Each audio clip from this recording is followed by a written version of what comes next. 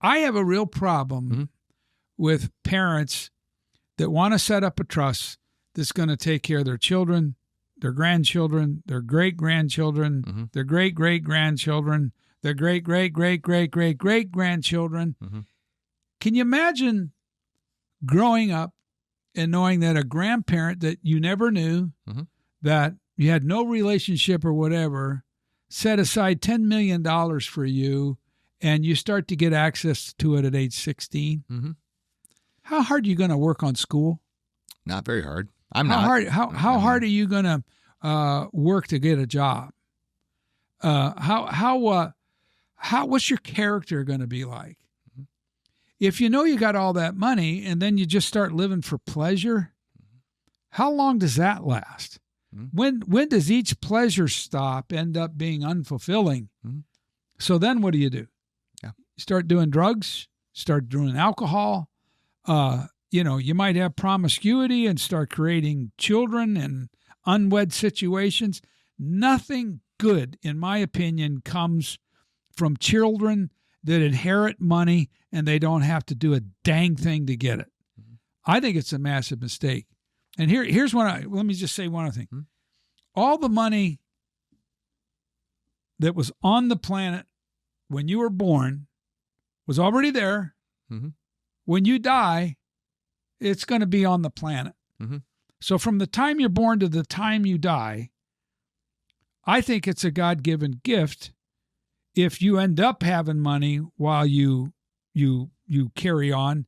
But this idea that you spend your whole life chasing money and building wealth so you can have this house, have this car, have this country club, have this condo in Germany and all these great trappings of life, if you make that your motive and then you pass that on to successor generations, I think you are just making massive mistakes by doing that. So I'd rather see, if I die and I transfer assets to my children, I'd rather watch those children to see which ones are faithful and which ones aren't, and which ones are making good personal decisions and which ones aren't. If they pass that test, you put them in a position where they can handle the family wealth. But they ought to do that same evaluation with their kids. And if you're going to do it God's way, in my opinion, you make sure that money only goes to people that are faithful, and then it goes from one generation to the next instead of going 5 generations out, and you're creating huge amounts of wealth for people that aren't even born yet. Yeah, I mean, what's enough, right? I mean, what is enough, and what is your incentive?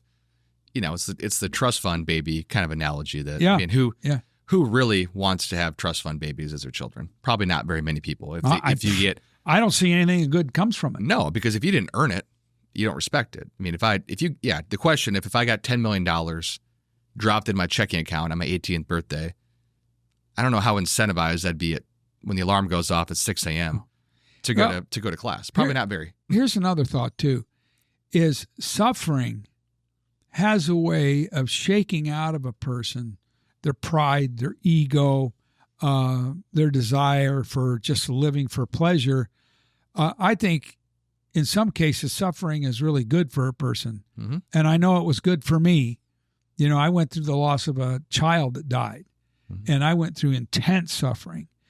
And the kind of man I was before I went into it was a lot different than the man I was when I came out of it.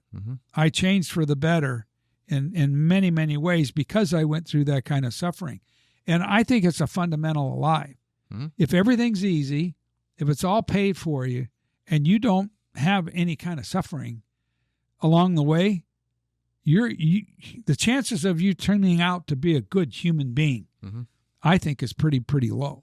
Yeah. So anyway, I bring that all up because parents need to think about that when they're building these estate plans. And if you get to a place where you have children that shouldn't inherit money, what are some of the things they should do with it? Well, I mean, certainly. Assuming there's no other family members to give it to. Yeah. Look at spend it before they die. That's always a fun way to do it. But if they're not doing that, I would say charitable objectives. Some people have been really great entrepreneurs and they build really great companies and they've been very faithful at building the company and taking care of their management and taking care of their employees. And they've been a treasure in the marketplace, but they have so much money they couldn't spend it. Oh, absolutely. So what do you do? Well, I think that's the question, right? Because the problem with some of these individuals who do that, I mean, they're spending 80 hours a week for 40 years, and all they're doing is reinvesting in their company, their business, their employees.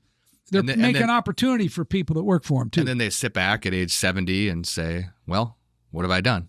Where's this going to go? And maybe the kids, but what is enough, right? I was kind of going down the rabbit hole of, civic leaders in Omaha or whatever that looks like. But you look at, reinvesting in your community, and what does that look like? Whether it's faith-based, whether it's just community-based, whether it's, what is your passion, right? And what do you want that legacy to be? Well, you can do good with your money without passing it on to children that are going to be unfaithful with the money.